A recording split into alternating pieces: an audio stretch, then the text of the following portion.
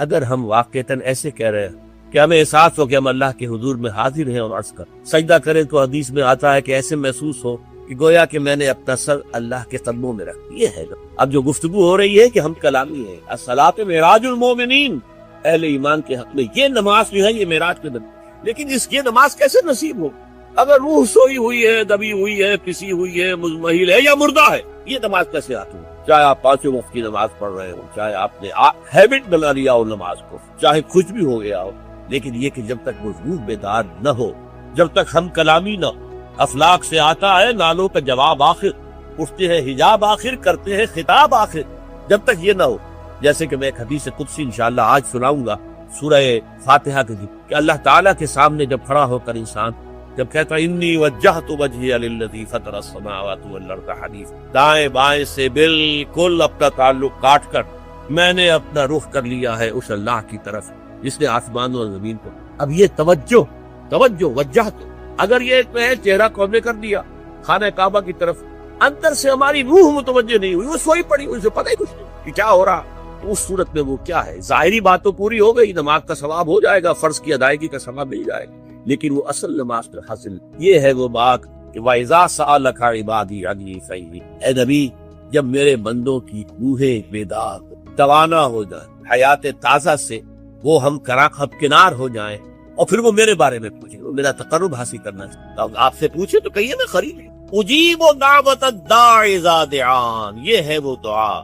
میں ہر پکارنے والے کی پکار، ہر دعا کرنے والے کی دعا کو سنتا ہوں، قبول کرتا ہوں، جواب دیتا ہوں جہاں کہیں بھی مجھے پکارے۔ اذا دعان، اس میں در حقیقت وہ مفہوم آ گیا ہے where and then where ever، آپ اپنے گھر میں ہو کر پکارے اللہ، اب بستر پر لیٹے ہوئے پکارے الذین یذکرون اللہ قیاما وقعودا وعلی جنوبہم، ہاں ٹھیک ہے، بعض مقامات بعض اوقات قبول دعا کے لیے زیادہ سازگار ہو، حرم میں جا کر دعا مانگی جائے، اور مینا میں عرفات میں خاص طور پر، جبل رحمت پر خاص طور پر، ملتزم جو ہے کعبے کا اس پر خاص طور پر، وہ ایام بھی ہے خاص، لیکن یہ نہیں ہے کہ بقیہ دنوں میں آپ کے اور اللہ کے درمیان کو بڑا فاصلہ ہے۔ یہ سارا دنیا میں مشرکانہ نظاموں نے تصور پیدا کیا، اللہ تو دور ہے دور ہے دور ہے دور ہے، پاک ہے پاک ہے پاک، تم نہ پاک ہو نہ پاک ہو نہ پاک ہو، اور تم تو بڑی پستی میں پڑے ہو، تم اللہ سے براہ راست ہم کلام نہیں، کوئی درمیانی چاہیے، کوئی لنکس چاہیے، کوئی پجاری ہوگا، کوئی پروہت ہوگا، کوئی پنڈت ہوگا، کوئی پیر ہوگا، کوئی پادری ہوگا، کوئی پوپ ہوگا، اس کے ذریعے سے تم اللہ سے ہم کلام ہو، خود نہیں۔ اور جب ذریعے بیچ میں آ گئے تو ان کی مٹھی گرم کرو، ان کی چاپلوسی کرو، ان کو بھی جو ہے چادریں چڑھاؤ، ان کو گھٹلدانے پیش کرو، یہ ہے بدترین ایکسپلائٹیشن جو مذہب کے ذریعے سے نوع انسانی کی۔ یہ دو ایکسپلائٹیشن دنیا میں ہوئی ہے تاریخ انسانی، ایک بادشاہوں کی طرف سے خراج دو ہمیں، محنت تم کرو گے کھیت میں، آدھا حصہ ہمارے پاس آئے گا، ہم عیش کریں گے، ہم سٹینڈنگ آرمیز رکھیں گے تاکہ ذرا تم بغاوت کرو تو تمہارا سر کچل دیا جائے۔ یہ ایکسپلائٹیشن بدترین، مانگنے والا گدھا ہے، صدقہ مانگے یا خراج۔ دوسری طرف ہم بادشاہ ہیں، ہم چندر بنسی سورج بنسی خاندان ہیں، ہم راجپوت، حکومت کرنا ہمارا حق ہے۔ اور یہ پنڈت پروہت جو ہے وہ بھی کہیں گے کہ ٹھیک ہے، نصف لی و نصف لک بہذا قوم جاہلون، یہ عوام جو ہے ان کا خود چوسو، ہمیں یہ نذرانے پیش کریں، بتوں کو آ کے چڑھائیں، حکومت خراج دیں اور ٹیکس دیں، they are to be exploited۔ اسلام نے آ کر دونوں کا کوئی ملوکیت نہیں، زکوٰۃ ہے تو غربا کے لیے، بادشاہ کے لیے نہیں ہے، یہ تو غربا کے لیے، لہذا کوئی ٹیکس نہیں۔ نمبر دو، اللہ سے ہم کلام ہونے کے لیے کسی دربان، کسی جو ہے پہرے دار کی مٹھی گرم کرنے کی ضرورت ہے، جب چاہو ہم کلام ہو، دل کے آئینے میں ہے تصویر یار، جب ذرا گردن جھکائی دیکھ، یہ تو تم ہماری طرف متوجہ نہیں ہوتے، ہم تو ہر وقت کہتے ہر شب کو، آخری لمحات جو ہیں، آخری جو گھنٹے ہیں رات کے، سمائے دنیا تک ہم نزول فرما لیتے ہیں تمہارے لیے، اور پکارنے والا پکارتا ہے، حل من مستغفر فاغفر له، ہے کوئی استغفار کرنے والا کہ میں اسے بخش، حل من سائل فاعطیہ، ہے کوئی مانگنے والا کہ میں اسے عطا کروں۔ تم ہی سوئے رہتے ہو، انٹا غفیر رہتے ہو، تمہیں ہماری طرف توجہ نہیں۔ اگر ہماری طرف متوجہ ہو جاؤ تو جیسے کہ اقبال نے کہا کہ میرے لیے یہ دربان جو ہے ویران کلیسا کو کلیسا سے اٹھا دے، کیوں خالق و مخلوق میں حائل رہے پر، جیسے میں نے کچھ چھوا اور مجھے معلوم ہوا کہ ایک سخت خطا ہے یہاں پر ہے، یہ پرسپشن ہے میری، کنسپشن کچھ اور ہے، تصور ذہن کے اندر نقشہ بن گیا۔ خدا کا تصور ہم قائم نہیں کر سکتے، لیکن خدا کے ساتھ ہمارا جو باطنی رشتہ ہے کہ اندر محسوس ہوتا ہے کہ ہے، جس کی مثال بھی میں نے دی تھی، بعض حضرات کے شاید علم میں نہ ہو، کہ جیسے میں اس وقت اس دیوار کو دیکھ رہا ہوں تو ایک تصور میرے ذہن میں قائم ہوا، دیوار اتنی لمبی ہے، اتنی چوڑی ہے، اتنی اونچی ہے، یہ دیوار جو ہے سفید رنگ اس پر ہوا ہے، میں نے تصور قائم کر لیا۔ فرض کیجئے کہ میں اندھا ہوں، میں نہیں دیکھ سکتا، میں جاتا ہوں اور ہاتھ لگا کر دیکھتا ہوں دیوار ہے، کتنی لمبی ہے مجھے نہیں پتا، اس لیے کہ وہ کانسیپٹ تو صرف میرے اس ٹچ سے نہیں ہوئے، یہ تو ایک یک رخا، ایک ون سائیڈڈ میرا اس وقت ایک پرسیپشن ہے، لیکن ہے، یہ میں جس زور سے کہوں گا ہے، دیوار ہے، تو ذات باری تعالیٰ کے لیے بس انسان کے پاس یہ کہ ہے، دور بینان بارگاہ الست جس پہ ہی نہ بردان کہ حق، بس یہ حق، باقی کیا ہے کیسا ہے یہ ویسے تو ہم بہرحال مسلمان ہونے کے ناطے اللہ کو ہم مانتے ہیں اسماء و صفات کے ساتھ، تو ہم اس کی صفات کو مانتے ہیں، لیکن تجزیہ کیجئے تو صفات کے بارے میں کیا پتا ہے؟ اللہ دیکھتا ہے، کیسے دیکھتا ہے یہ تو نہیں پتا، کتنا دیکھتا ہے یہ بھی ہمیں نہیں پتا، یعنی اس کی بھی اصل حقیقت جو ہے دیکھنے کی وہ تو ہم نہیں پالے، اللہ کی کوئی ایسی آنکھیں تو نہیں جس سے وہ دیکھتا ہو، ہمارا دیکھنا تو روشنی کا محتاج ہے، روشنی ہو تو ہم دیکھ سکیں گے، کیا اللہ کا دیکھنا بھی کسی شے کا محتاج ہے؟ قطعاً نہیں، تو ہم تصور کیجئے اللہ کا دیکھنا کیا ہے، کچھ نہیں معلوم، ہمیں یہ معلوم ہے وہ دیکھ کے، ہمیں یہ معلوم ہے علی کل شیء قدیر، قدرت کتنی ہے اس کی، قدرت کی شان کیا معلوم ہے، تو معلوم یہ ہوگا کہ صفات کے بارے میں بھی تجزیہ کریں تو ہمارے ہاتھ پلے ہے، وہ سوائے کہ ہم ایک صفت کی ایک مبہم کیفیت کو جانتے ہیں، وہ سمیع ہے، وہ بصیر ہے، وہ خبیر ہے، وہ قدیر ہے، وہ الحی ہے، وہ القیوم ہے، لیکن اس کی زندگی، ہماری تو زندگی کا تصور اعلیٰ ترین زندگی تو ہمارے پاس ہے مخلوقات میں سے، اس زندگی کے ساتھ 100 طرح کی لیمیٹیشنز ہیں، 100 طرح کی مجبوریاں ہیں، لیکن یہ کہ کیا اللہ تعالیٰ کی زندگی بھی اس زندگی پر قیاس کی جا سکتی ہے؟ معاذ اللہ۔ تو معلوم یہ ہوا کہ اللہ تعالیٰ کی ذات کے بارے میں تحیر کے سوا تیسرا ہے تصور جو سب سے بلند ہے، وہ محبوب حقیقی، مطلوب اصلی، لا مطلوب الا اللہ، لا مقصود الا اللہ، ایک چوتھا تصور ہے وہ میں بعد میں عرض کروں۔ بہرحال قل هو اللہ احد، اب یہاں لفظ احد، اس لفظ کو بھی نوٹ کیجئے، ویسے تو عام خیال یہ ہے کہ یہ وحد ان کی بدلی ہوئی شکل ہے، چنانچہ عام رائے یہ ہے کہ احد اور واحد ہم مانی ہے، اکثر مفسرین نے اردو میں جو ترجمے کیے مترجمین نے وہ کہو اللہ، وہ اللہ ایک، اگرچہ اس پر خاصا اعتراض وارد ہوتا ہے، وہ بھی اللہ کو ایک مانتے تھے، صرف اس کے ساتھ کسی اور کو ایڈ کر لیا تھا، اس اللہ کو تو دو نہیں مانتے تھے، وہ جو بڑا اللہ تھا وہ تو ان کے نزدیک بھی ایک ہی تھا، اور ایک تو ہر شے ایک ہوتی ہے، جو معبود ہے 10 تو ان میں سے بھی ہر ایک اپنی جگہ پر تو ایک ہے، ایک کمپوز ایک اس کا وجود ہے، لیکن بہرحال چونکہ اکثر و بیشتر رائے یہ ہے کہ احد اور واحد تقریباً ہم مانی ہے، ترجمہ کیا گیا کہہ دو وہ اللہ ایک ہے، اور یہ کہ واحد ہی کی بدلی ہوئی شکل احد ہے، یہ تو ہے تقریباً بالعموم جو رائے ہے، لیکن میرے علم میں آج ہی یہ بات آئی ہے اور وہ میں آپ تک بھی منتقل کر رہا ہوں۔ امام راغب اصفہانی، ظاہر بات ہے لغت کے تو بہت بڑے امام ہیں، اور مفردات القرآن پر ان کی کتاب جو مارکت الدارا مشہور، انہوں نے اسے علیحدہ مادہ قرار دیا، احد ان کو الف ہا دال، الف شروع میں الف کے تختی میں ڈال، واحد کے ساتھ شامل نہیں کیا، معلوم ہوا کہ یہ اپنی جگہ پر ایک مستقل مادہ ہے ان کے نزدیک، یہ وقت سے اس کا تعلق نہیں بلکہ احد اپنی جگہ پر ایک مستقل علیحدہ مادہ ہے، اور اسی اعتبار سے انہوں نے اسے وحد سے علیحدہ کر کے الف کی تختی کے اندر لیا۔ اب اس کا جہاں تک استعمالات ہیں اس میں بھی اتفاق ہے، 3 اس کے استعمالات ہیں، سب سے زیادہ استعمال اس لفظ کا ہوتا ہے نفی مطلق کے لیے، کمرے میں کوئی نہیں ہے، ایک بھی نہیں، جب یہ کہنا ہو تو احد کا لگ رہا ہے، کوئی نہیں ہے، ایک بھی نہیں، اکیلا، اسی معنی میں قرآن مجید میں یہ لفظ بہت مرتبہ آیا ہے، خاص طور پر آپ سورہ کہف کو اگر دیکھیں گے، لا یشرک فی حکمہ احد، اللہ اپنے حکم اور اپنے اختیار میں کسی کو نہیں شریک، کسی ایک کو بھی نہیں کرتا، یعنی یہ نفی میں مبالغے کے لیے یہ لفظ استعمال ہوئی، اور سورت ختم بھی ہوئی ہے، فمن کان یرجو لقاء ربہ فلیعمل عملا صالحا ولا یشرک بعبادۃ ربہ احد۔ احد کا اکثر و بیشتر استعمال عربی زبان میں نفی مطلق، کوئی نہیں، کوئی بھی نہیں، ایک بھی نہیں، جب اس کو کہنا ہو تو لفظ احد سے کا سہارا لیا جاتا، یا پھر یہ لفظ آتا ہے مضاف یا مضاف الیہ ہو کر، جیسے عشرات کے ساتھ آئے گا، احد عشرہ کوكبا، یا احد و عشرون جمع کر کے یہ گنتی کے ساتھ یہ مضاف ہو رہا ہے، اور یا یہ کہ جیسے کہ مضاف الیہ ہوتا ہے، فاما احدکما فیسقی ربہ خمرا، حضرت یوسف علیہ السلام نے فرمایا تھا ان 2 نوجوان جو داخل ہوئے تھے جیل میں ان کے ساتھ، انہوں نے اپنے اپنے خواب بیان کیے، تم 2 میں سے ایک، احدکم، جیسے کہ حدیث میں آتا ہے لا یؤمن احدکم حتی یحب لنفسہ حتی یحب لاخیہ ما یحب لنفسہ، یا لا یؤمن احدکم حتی یکون ہواہ تبعا لما جئت بہ، یا یہ کہ لا یؤمن احدکم حتی اکون احب الیہ من والدہ وولدہ والناس اجمعین۔ اب یہ تین احادیث آ گئی زبان پر، تو احدکم یہ گویا کہ مضاف ہو کر آ رہا ہے، اس طریقے سے یہ لفظ مضاف ہو کر یا مضاف الیہ ہو کر استعمال ہے۔ صرف قرآن مجید میں یہ لفظ ذات باری تعالیٰ کے لیے علیحدہ سے مستقل ایک صفت کے طور پر آیا ہے، قل هو اللہ احد۔ یہ ایک خاص بات ہے، اس کو نوٹ کر لیجیے کہ یہ لفظ کا یہ استعمال اس اعتبار سے، صفت کے اعتبار سے کسی اور کے لیے غیر اللہ کے لیے ہے ہی نہیں۔ قل هو اللہ احد،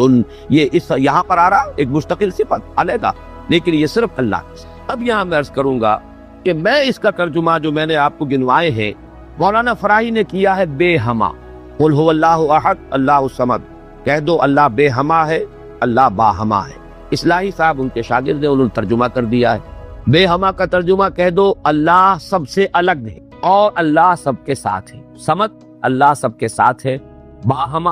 اور احد بے ہما اللہ سب سے الگ۔ عام طور پر اردو مترجمین، شیخ الہند کو بھی میں نے دیکھا، مولانا اشرف علی تھانوی رحمہم اللہ دونوں کو دیکھا، کہہ دو اللہ ایک ہے، لیکن یہ کہ بہرحال میرا مزاج، میرا ذوق اس ترجمے کو قبول نہیں کرتا۔ واحد اور ہے، احد اور، یہ شان ہی علیحدہ ہے، اس لفظ کو واحد کے بالکل برابر کر دینا کم سے کم میرا ذوق اسے قبول نہیں کرتا۔ ویسے قرآن میں وہ لفظ بھی آیا الواحد القہار، للہ الواحد القہار، واحد ہے، الواحد ہے، لیکن احد یہ شے ہی اور۔ بہت قریب گئے ہیں مولانا مولودی، وہ لفظ لائے ہیں کہہ دو اللہ یکتا۔ یکتا کا لفظ میرے نزدیک بہت قریب کی تعبیر، لیکن میں اس کو ایک خاص، میرا چونکہ اپنی ایک رائے ہے اس کے اعتبار سے اس کا میں ترجمہ کر رہا ہوں، کہہ دو اللہ اکیلا۔ اکیلا وہ ہے جس کے ساتھ کوئی نہیں، اکیلا کس اعتبار سے؟ یہ ہے اصل میں وہ نقطہ۔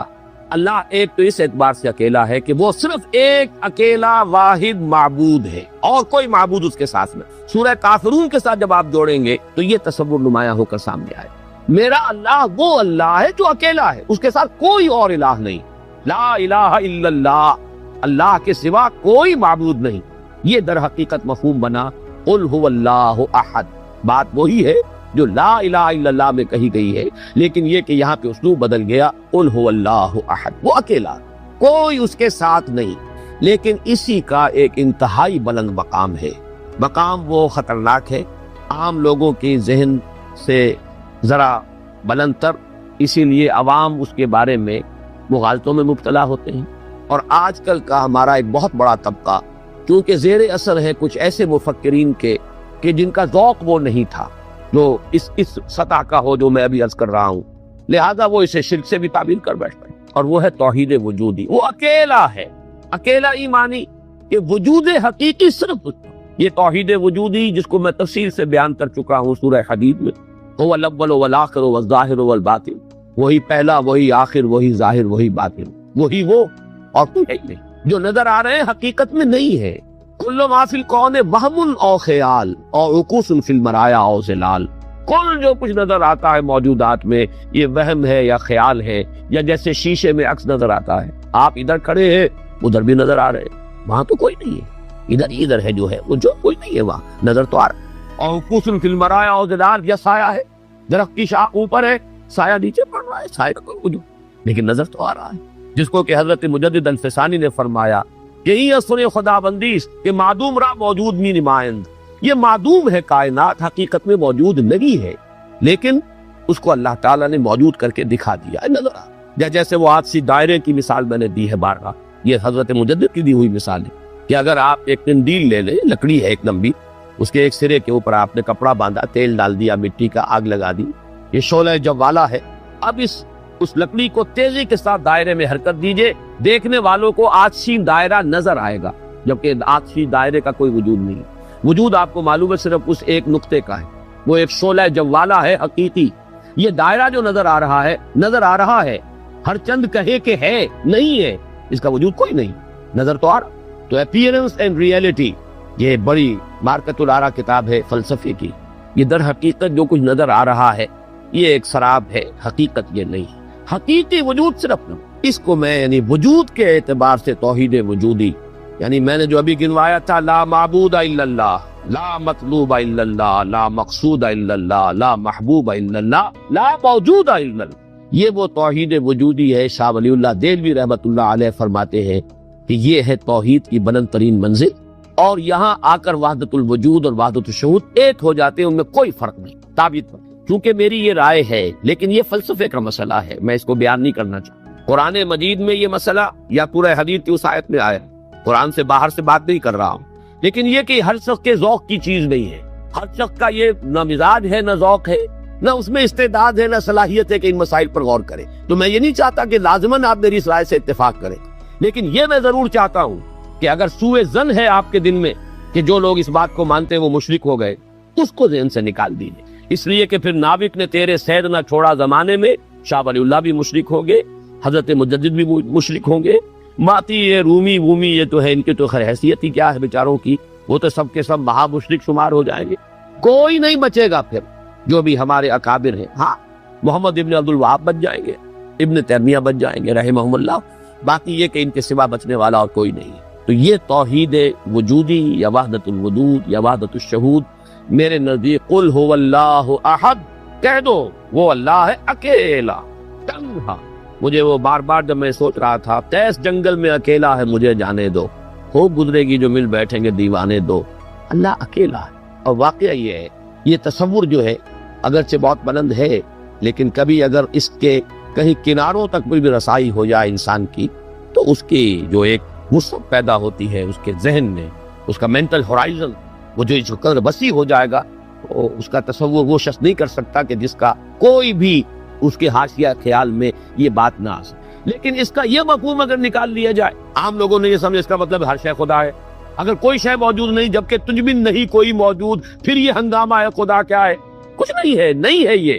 اصل میں جو وحدت الوجود ہے وہ یہ نہیں ہے کہ یہ سب چیزیں خدا ہیں، بلکہ یہ کہ خدا ہی ہے، باقی کچھ موجود نہیں، جو کچھ نظر آ رہا ہے وہ توہم ہے، خیال ہے، یہ صرف اپیئرنس ہے، اور اپیئرنس آپ کو معلوم ہے ہر وقت بدلنے والی شے، پینٹا ہائی، ایوری تھنگ از چینجنگ، یہ سب ٹرانزینٹ چیزیں ہیں کہ جو گزر رہی ہیں، جیسے لہریں ہیں، لہر نظر آتی ہے، لہر ہے، لیکن یہ کہ یہ بالکل عارضی سا ایک وجود ہے، اعتباری سا وجود ہے، لہر کا حقیقت میں کوئی وجود نہیں۔ اسی طریقے سے یہ کائنات، تو یہ نہیں ہے کہ جو کچھ ہے وہ خدا ہے، معاذ اللہ، یہ ہماوست ہے، اور یہ در حقیقت کفر بھی بن جاتا ہے، شرک بھی بن جاتا ہے۔ لیکن توحید وجودی یا وحدت الوجود یہ بالکل مختلف شے ہے، اور میرے نزدیک اس آیہ مبارکہ کا اصل مدلول یہ ہے، قل هو اللہ احد، بلند ترین توحید توحید وجودی، لا معبود الا اللہ سے لے کر لا موجود الا اللہ، اس لیے کہ احد کا لفظ واحد نہیں ہے، اکیل یکتا، لیکن اس سے بھی آگے بڑھ کر جو ترجمہ میں کر رہا ہوں وہ یہ ہے کہ کہہ دو اللہ اکیلا، کوئی اس کے ساتھ نہیں۔ جیسے کہ غالباً حضرت بایزید بستامی کے بارے میں آتا ہے کہ ان کی محفل تھی تو ان کا کوئی مرید جو تھا اس نے ایک عجیب کیفیت ہوتی ہے انسان کی، اس کیفیت میں ایک جملہ کہا، وہ بھی زمانہ کیسا ہوگا جبکہ اللہ ہی تھا اور کچھ نہ تھا۔ اب ایک تصور ہے، اب تو کائنات ہے، یہ ہے، آسمان ہے، زمین ہے، ستارے ہیں، سیارے ہیں، سب کچھ ہے، وہ بھی زمانہ ہوگا جبکہ اللہ ہی تھا اور کچھ نہ۔ تو وہ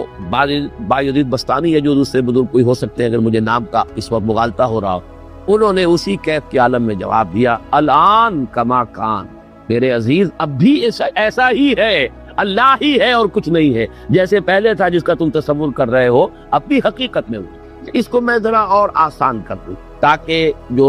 نسبتاً یعنی سادہ مزاج حضرات ہیں ان کی سمجھ میں بھی یہ بات آ جائے، کسی مغالطے میں نکلا نہ۔ دیکھیے جب ہم کہتے ہیں لا محبوب الا اللہ، کیا معنی ہے اس کو؟ یہ معنی تو نہیں ہے کہ اولاد سے محبت نہ کرو، یہ تو دین کی تعلیم نہیں،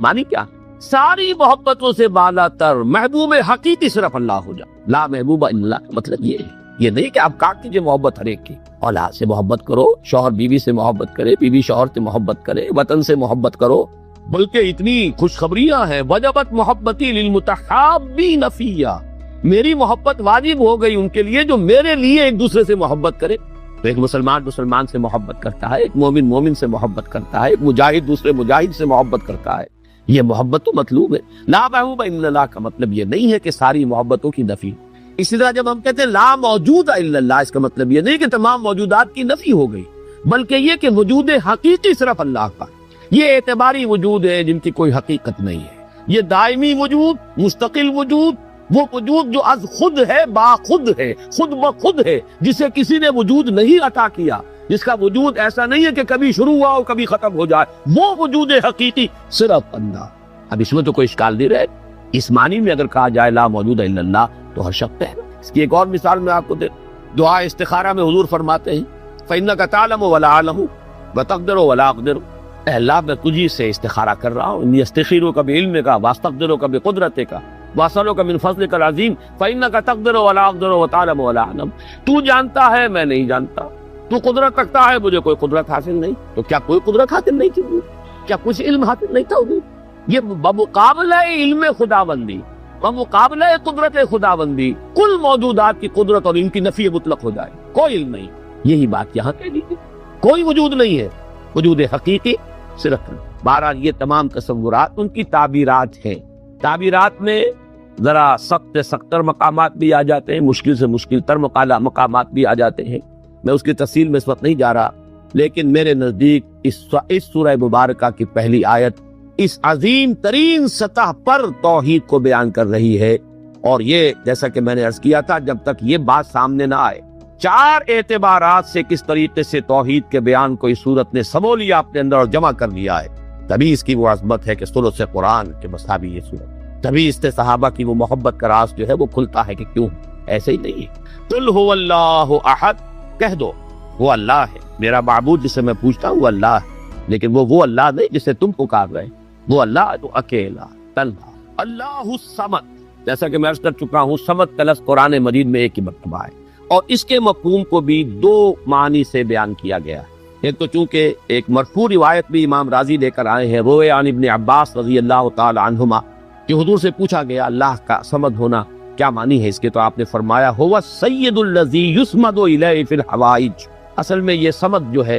عربی زبان میں یہ ہوتا تھا کسی چٹان، مضبوط چٹان کی طرف جس کو پشت پر رکھ لیا جائے تو دشمن سے مقابلے میں انسان کو سہولت ہوتی ہے۔ اگر آپ جیسے کہ وہ حضرت عمر کا بھی واقعہ بیان ہوتا ہے، بعض حضرات تو اس کو نہیں مانتے لیکن اکثر لوگ مانتے ہیں کہ مسجد نبوی میں خطبہ دے رہے تھے حضرت عمر، اور اس وقت شام کے ایک محاذ پر جنگ بھی ہو رہی تھی، اس وقت حضرت ساریہ جو امیر الجیش تھے وہ کوئی غلطی کر رہے تھے، اسٹریٹجک مسٹیک ہو رہی تھی کہ انہوں نے پوزیشن ایسی لے لی تھی کہ جو غلط تھی جنگی تدبیر کے اعتبار سے، تو حضرت عمر نے وہی اللہ نے کہیں دکھا دیا، اللہ کو قدرت حاصل ہے وہ دکھا دے۔ آج ٹیلی ویژن سے آپ دیکھ سکتے ہیں تو اللہ تعالیٰ بغیر ٹیلی ویژن کے آج ہی 1400 برس قبل دکھا سکتے، انہونی بات کہ وہ نقشہ سامنے آ گیا، جیسے حضور فرماتے ہیں جب آپ سفر معراج سے واپس آئے تو سوال کیے لوگ آپ مسجد اقصی میں گئے تھے، وہاں کتنی کھڑکیاں کتنی کڑیاں ہیں کیا ہے، تو اب حضور ایک دفعہ چونکے کہ اب یہ میں نے کوئی کھڑکیاں تو نہیں گنی وہاں، لیکن یہ کہ اگر مجمع میں آپ نہ بتا سکتے تو تالیاں بڑھ جاتی۔ اس وقت اللہ نے فوراً وہ جو ہے لا کر سامنے کھڑا کر دیا وہ نقشہ، اور حضور دیکھ کر بیان کرتے رہے یہ ایسا ہے ایسا، تو یہ تو در حقیقت بالکل اللہ کی قدرت سے ہرگز کوئی اس میں بوجھ نہیں۔ تو حضرت عمر نے وہی فرمایا ہے اور صحابہ نے اس کو نہ یا ساریہ تو الجبل یا ساریہ تو الجبل ہے، ساریہ کیا غضب کر رہے ہو، غلطی کر رہے ہو، پہاڑ کی طرف جاؤ، پہاڑ کو پشت پر رکھو، پہاڑ پشت پر ہو تو آپ پشت کی طرف سے اب محفوظ ہو گئے، آپ یکسو ہو کر سامنے سے دشمن کا مقابلہ کر سکتے، اور اگر اندیشہ رہے کہ کہیں پیچھے سے کوئی حملہ آور نہ ہو جائے تو وہ توجہات جو ہے وہ منقصد رہیں گی۔ بہرحال یہی معاملہ ہے صمد کا، وہ ہستی جس کی طرف رجوع کیا جائے، جس کو پناہ گاہ سمجھا جائے، جس کی طرف اپنی مشکلات کے اندر رجوع کیا جائے، اور اس اعتبار سے پھر وہی مطلوب بن جاتا ہے، وہی مقصود بن جاتا ہے، وہی محبوب بن جاتا ہے، اسی کی عزت کی جاتی ہے، اسی کی تکریم ہوگی، اسی کا اعزاز ہوگا، اس کے سامنے انسان جو ہے وہ اپنے آپ کو جھکائے گا، جس بڑے بڑے سردار۔ تو یہ سمد جو ہے اس معنی میں، اور ایک سمد وہ شے ہے جس کو کھوکھلی نہ ہو، لا جوف لہو، بہت مضبوط اپنی جگہ پر توانا چٹان۔ ایک تو وہ چٹان ہے جو کھوکھلی ہے، لیکن یہ کہ ایک چٹان وہ ہے جو مضبوط اور بالکل سالڈ چٹان۔ ان دونوں اعتبارات سے اللہ الصمد کا ترجمہ اب مولانا فراہی مولانا اصلاحی صاحب کا تو یہ ہوا کہ اللہ تعالی با ہما ہے، ذات میں بے ہما، کسی سے اس کا کوئی تعلق نہیں، یکتا بلکہ اکیلا،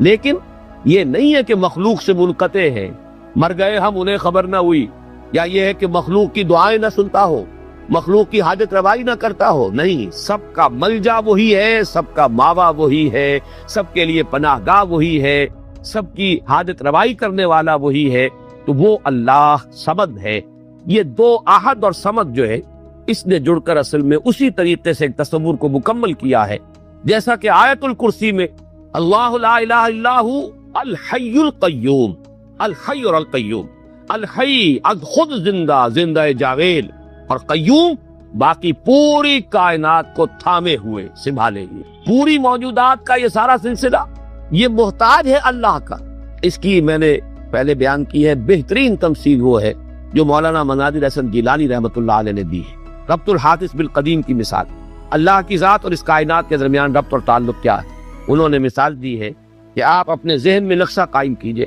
تاج محل کا نقشہ، جس نے تاج محل دیکھا ہو، چلیے آپ نے مینار پاکستان دیکھا، مینار پاکستان کا تصور کیجئے، ذہن میں نقشہ قائم کیجئے۔ یہ ذہن میں جو نقشہ قائم ہوا ہے، آپ اس کے اوپر بھی ہیں، باہر بھی ہیں، اندر بھی ہیں، پیچھے بھی ہیں، نیچے بھی ہیں، آپ ہی آپ ہیں، وہ تو اس کا وجود ہی کوئی نہیں، لیکن ہے ذہن کے اندر ایک تصور قائم ہے اس وقت، اور یہ تصور اسی وقت تک قائم رہے گا جب تک کہ آپ کے ذہن کا ارتکاز ہے، توجہ اس پر ہے، توجہ ہٹی نہیں کہ اس کا کوئی وجود ہے ہی نہیں، وجود ختم۔ بالکل یہی معاملہ اس کائنات کا، یہ سارا سلسلہ اس کا قیوم اللہ تھامے، اسی کی توجہ، اسی کی عنایت، اسی کی ربوبیت، اسی کی خبرگیری، اسی کی تدبیر، یہ سب اس کو تھامے۔ تو اپنی ذات میں الحی، کائنات کے لیے القیوم، اسی طرح اپنی ذات میں الاحد، اکیلا، تنہا، بے ہمہ، اور پوری کائنات اور جملہ موجودات کے لیے الصمد، اسی کی طرف رجوع، اسی کی طرف توجہ، وہی مطلوب، وہی مقصود، وہی محبوب، وہی حاجت کا۔ اور جلدی سے 8 نفل پڑھ لیے، یہ تہجد نہیں ہے، یہ تو فجر کا ضمیمہ بنا لیا۔ ہر نوافل ہے، عبادت ہے، اس کے بھی جو اس کے برکات ہیں وہ ظاہر ہوں گی، جو اس کا ثواب اور اجر ہے اللہ دے گا۔ لیکن اصل میں جسے تہجد کہا جاتا ہے وہ رات کو سو کر پھر اٹھنا، نیند کو توڑ کر، اور پھر سو جانا اور پھر اٹھنا فجر۔ جوف کہتے ہیں پیٹ کو، کسی شے کے، جوف اللیل، رات کے بطن میں، رات کے درمیان میں، یعنی نصف رات گزر جائے اس وقت سے انسان جو ہے وہ نماز پڑھے، اور پھر ثلث رہ جائے تو پھر جاگے، پھر سو جائے، اور پھر اس کے بعد اٹھے فجر کے لیے اور سنتیں پڑھے اور آئے مسجد کے اندر۔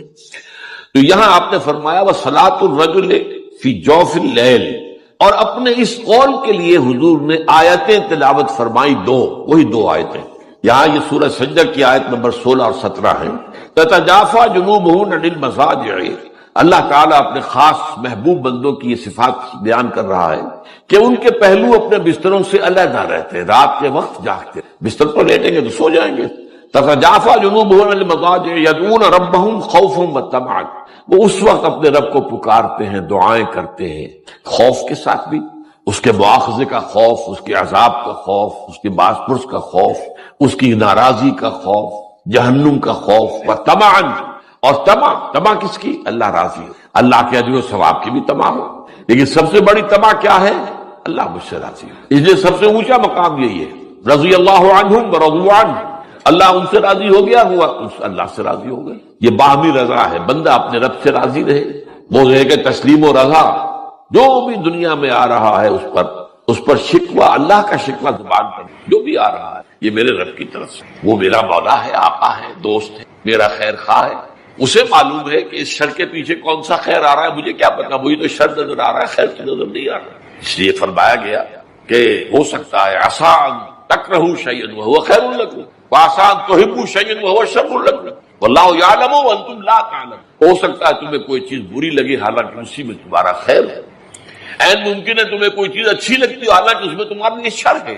اللہ جانتا ہے تم اس کیفیت کے اندر دنیا کی زندگی گزارے، اللہ تعالیٰ آخرت میں اسے راضی کر دے گا، اللہ اس سے راضی ہو جائے گا۔ اس قرآن کو اچھی سے اچھی خوشلحانی کے ساتھ پڑھو۔ من لم یتغن بالقرآن فلیس منا، جو قرآن کو بہتر سے بہتر انداز میں، اچھی سے اچھی آواز میں، خوشلحانی کے ساتھ پڑھنے کی کوشش نہیں کرتا وہ ہم میں سے نہیں ہے۔ بلکہ ایک مرتبہ حضور رات کے وقت آپ گشت پر تھے اپنے ساتھیوں کے حالات معلوم کرنے کے لیے۔ حضرت ابو موسیٰ اشعری رضی اللہ تعالیٰ عنہ ایک صحابی ہیں، ان کے گھر کے پاس سے گزر ہوا، وہ رات کو تہجد پڑھ رہے تھے،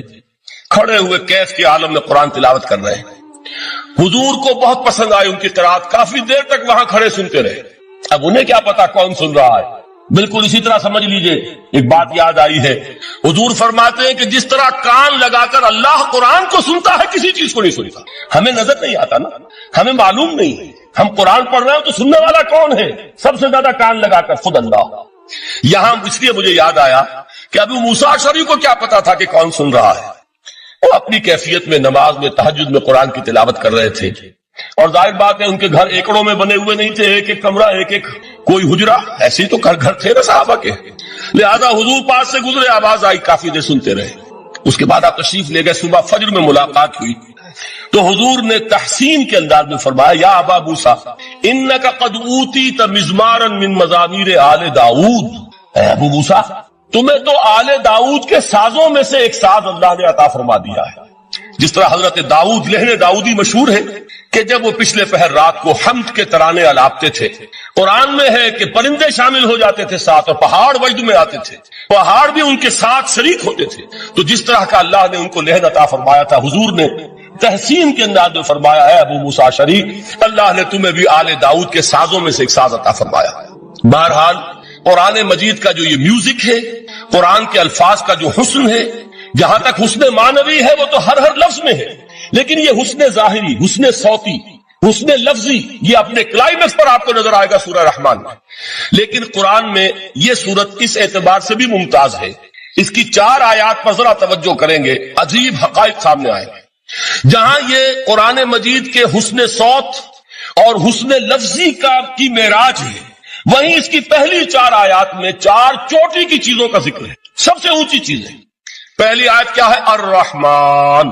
ایک آیت ہو گئی۔ رحمان کیا ہے؟ اللہ کا نام ہے۔ کبھی آپ نے غور کیا اللہ کے ناموں میں سب سے پیارا نام کون سا ہوگا؟ رحمان۔ کیوں؟ اس کا مادہ کیا ہے؟ رحمت۔ ہمیں سب سے بڑھ کر جس چیز کی ضرورت ہے وہ کیا ہے؟ رحمت خداوندی۔ نام اچھی طرح سن لیجئے اس حضور کے قول کو۔ حضور فرماتے کوئی شخص جنت میں مجرد اپنے عمل کی بنیاد پر داخل نہیں ہو سکے گا جب تک کہ رحمت خداوندی دستگیری نہ کرے۔ کسی صحابی نے بڑی ہمت اور جرأت کا ثبوت دیا کہ پوچھ لیا، کیا حضور آپ بھی؟